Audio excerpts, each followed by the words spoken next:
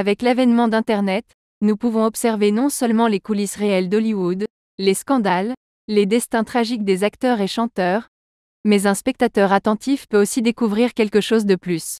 Même si vous n'avez jamais travaillé dans le cinéma, vous pouvez voir de nombreux récits sur la complexité et l'immensité de ce travail. Les effets spéciaux que tout le monde critique mais que les spectateurs regardent avec admiration sont le produit du travail acharné du réalisateur, parfois seul avec son équipe technique face à des technologies avec lesquelles il n'a jamais travaillé. Sur le papier, c'est une chose, mais gérer un grand nombre de personnes, construire de véritables décors, investir d'énormes sommes d'argent dans quelque chose dont le retour financier est incertain, c'est une autre histoire. Il y a David Fincher, qui a construit une carrière de grand réalisateur après avoir été publicitaire. Et puis il y a Michael Cimino, qui était également une star de la publicité, mais dont les films ont échoué.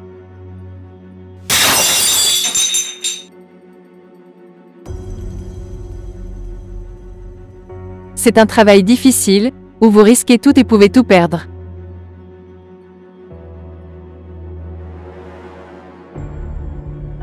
Je ne sais pas si votre travail nécessite de hypothéquer votre maison, comme l'a fait Hitchcock. Hitchcock a gagné, mais vous n'entendrez jamais parler des milliers de noms qui ont suivi cette voie dans le cinéma, tout donné et n'ont jamais réussi. Le grand business n'est pas pour les rêveurs, dit l'un des plus riches hommes d'affaires français. Et c'est vrai, regardez de près, la production cinématographique est un travail extrêmement difficile pour les hommes avec des résultats non garantis. Ce n'est pas que les tapis rouges, l'argent et la gloire, comme beaucoup le pensent. Je ne tolère pas l'injustice.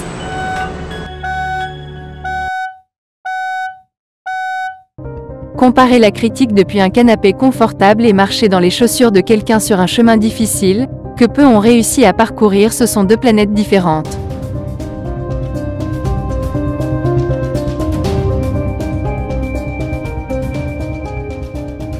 Malgré son apparence peu flatteuse, notre protagoniste a contribué à de nombreux films que vous avez sans doute appréciés. Autrement dit, il a investi des fortunes pour que les fichiers de texte deviennent les projets très sérieux. Et personne ne lui a garanti rien.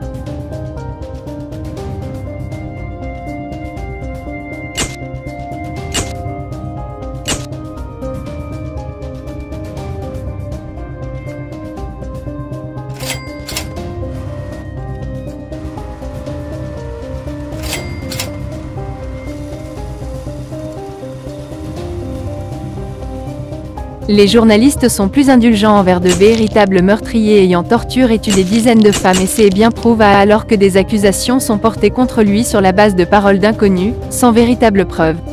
Je me permets de supposer que cela est dû au fait que ces meurtriers ont de beaux visages. Alors qu'à cet individu, travailleur acharné, entrepreneur doué et véritable artiste dans l'âme, on jette des pierres et personne n'ose dire un mot gentil à son sujet alors qu'il est encore là, vivant. Je m'oppose fermement à ce qu'il soit mis de côté, car ces films, porteurs de messages positifs, pourraient encore toucher le public. Il est essentiel de regarder au-delà des apparences et de reconnaître le travail acharné qu'il a accompli, et son influence dans l'industrie cinématographique est un résultat mérité de ce travail. Il est grand temps de dépasser les stéréotypes et de reconnaître sa contribution.